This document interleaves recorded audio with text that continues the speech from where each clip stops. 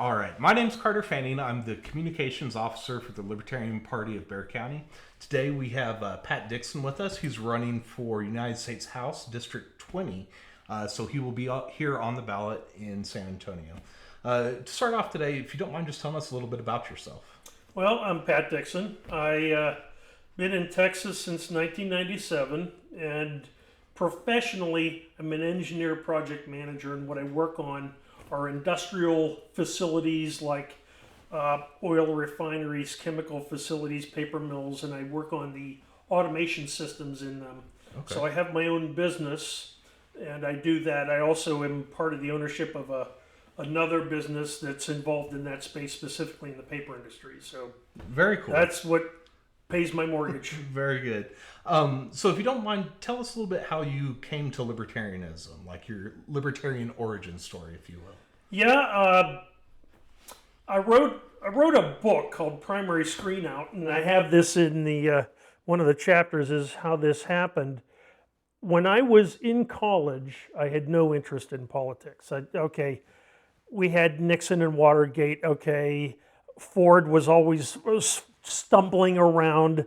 Carter, you had the malaise and the economic problems, and then Reagan I liked, but when he started doing this drug war thing, I said, why? So at that point, that was in the 1980s, I was in college studying engineering. I thought, okay, that's deserving of my interest, not politics. But I had to take a course in philosophy as part of the liberal part of the education. I started getting interesting. Gee, this is interesting stuff. I hadn't thought about this. Free will and determinism and so forth. And after one of the lectures, I was sitting there talking to the professor. I don't remember what I said, and he said, "You sound like a libertarian." I'd never heard that word before. Interesting. So my next semester was a work semester. I went to a paper mill in Maine, and when I got there, I went to the local library, and I found the book Libertarianism by John Hospers. Cool. It was the first Libertarian president for the Libertarian Party. And I read that so quickly, and I said, yes, yes, yes, yes. And at the end it said, do you want to join the party? I said, yes. So that's 1984 is when I joined. And I'll share something. So that was an election year. Mm-hmm. And I went to visit my grandmother, who was a diehard Republican. So she said, oh, you're going to vote in the election? This is your first election. I said, yep, I'm going to vote. So you're going to vote Republican? No, I'm not going to vote Republican, Grandma. Oh, so you're going to vote Democrat? No, I'm not going to vote Democrat. Well, you should vote. You really should vote. I will vote. Well, who are you going to vote for? The Libertarian. She said, what's that? I said, well, we believe in liberty. She said, that doesn't sound very good. Oh, goodness. So that led me to understand why it's such a challenge. Indeed, it can be. I feel you there. So what encouraged you to run for office this time around? Obviously, politically at the national level, there's a lot of stuff going on. But what really drew you into running for office this time? Imagine that here's the United States House. There's Republicans and there's Democrats. What if there was one Libertarian? Now you can argue, well, we had that with Ron Paul. But he ran as a Republican, so was he libertarian? Absolutely. Mm-hmm. But what voters are looking for is a way out of this system. I think they feel imprisoned by these two parties. And you see that when you see how many are leaving those parties who are saying they're independent or something else. And RFK and people are running for office. What if there was one Libertarian in the House?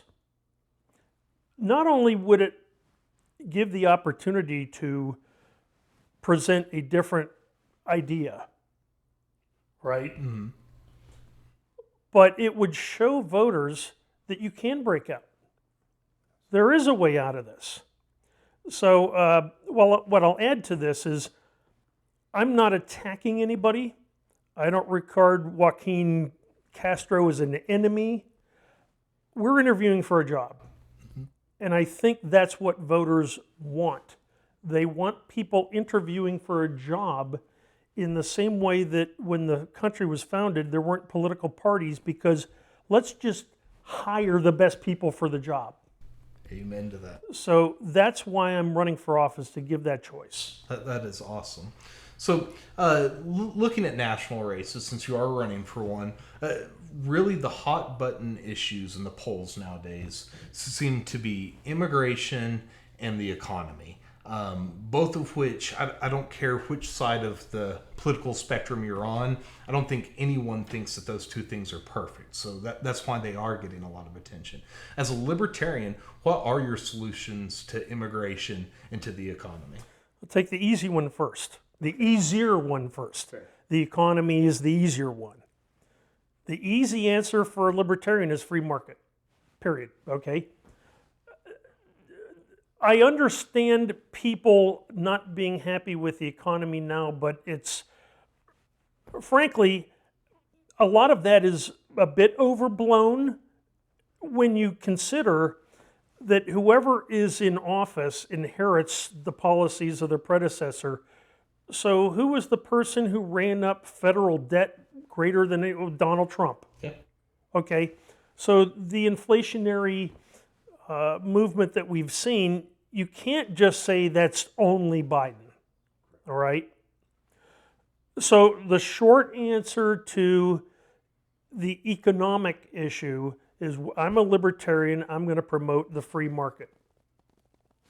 It's not going to be crony capitalism, it's not going to be special funds that give favors to certain companies to create jobs, all right?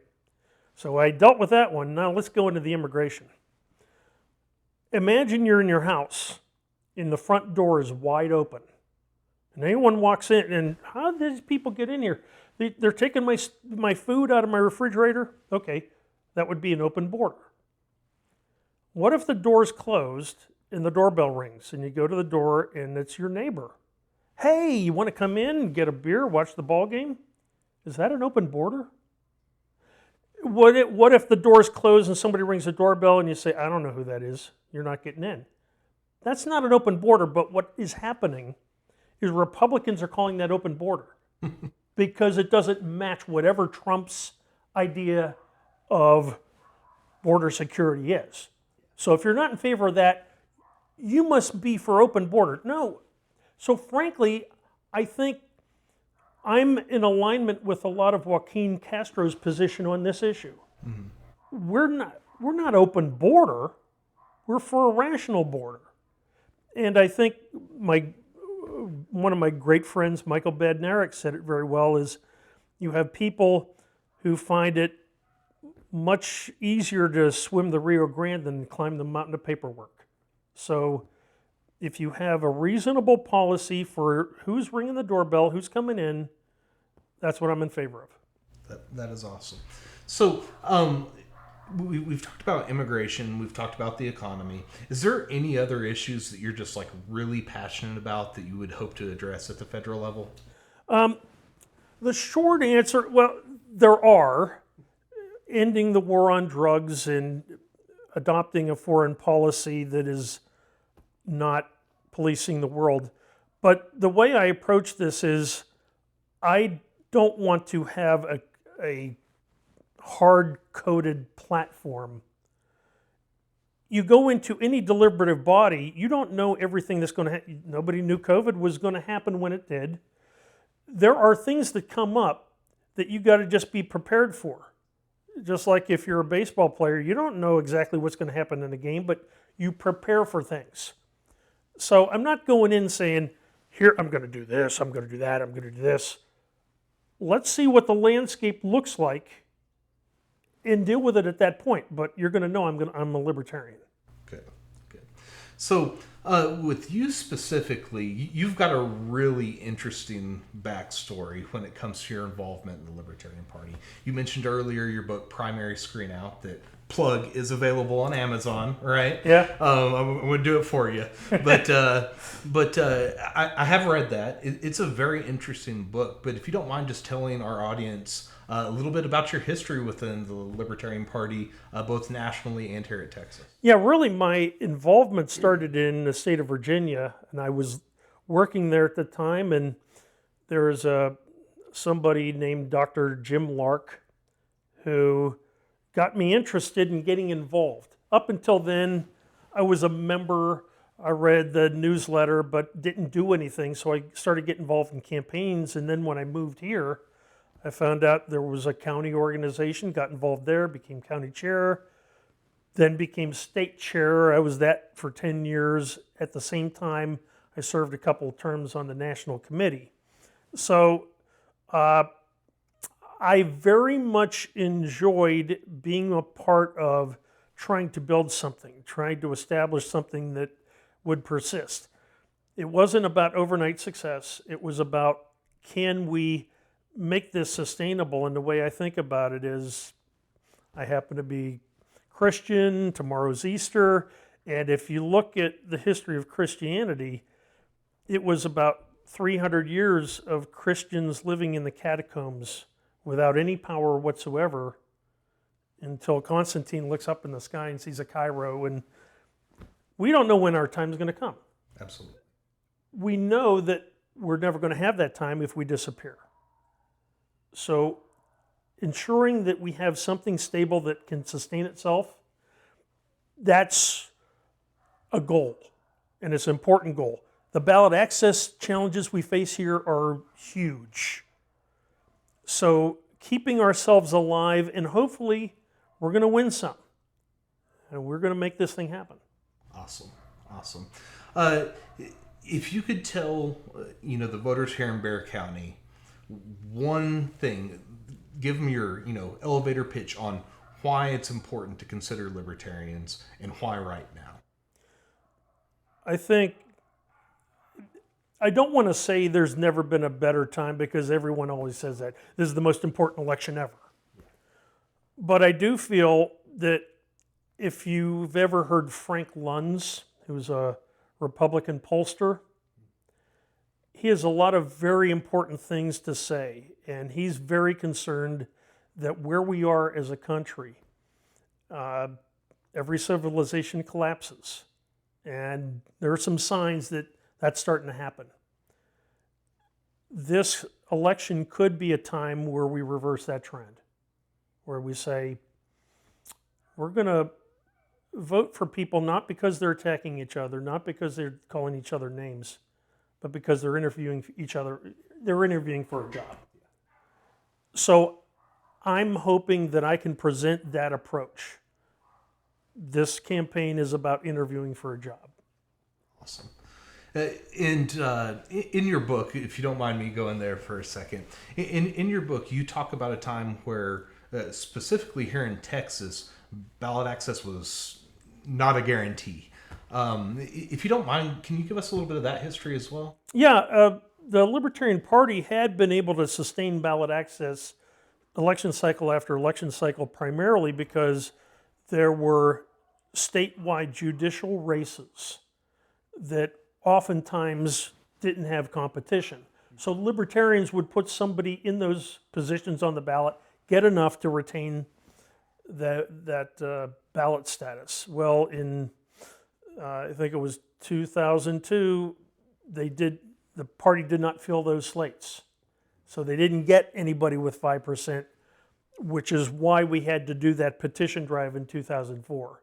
And anyone who's ever done that never wants to do it again. So we've been able to keep ourselves on the ballot, but the challenges these days are different. The state legislature is rather devious, and they find ways to say, well, okay, we're not going to do it that way. We're going to do it through filing fees or other things. So fortunately, the state party has done very well keeping an eye on that and having a legislative group that tries to get out ahead of that. Yeah, I know this last cycle alone, there was a push to make us primary parties, which, significantly increases thresholds. The filing fees, like you mentioned, they've adapted that law. So it seems like it is always a struggle. But I do want to take the moment to thank you for all the work that you put in making sure that we have it today to defend. That is awesome. So I very much appreciate that. Do you have anything else you would like to talk about? Well, I really appreciate this opportunity, and I appreciate every libertarian out there that keeps this thing going. I'm not going to promise you I'm going to be in Washington in the House of Representatives. I know what I'm up against. It's a possibility. But we have to continue to do this. We have to continue to interview for jobs, show the voters what we're about, and one day we might see a Cairo in the sky or a Statue of Liberty in the sky, and we're going to know it's our time. Yep, absolutely. So thank you so much. I bet. appreciate your time today. All right.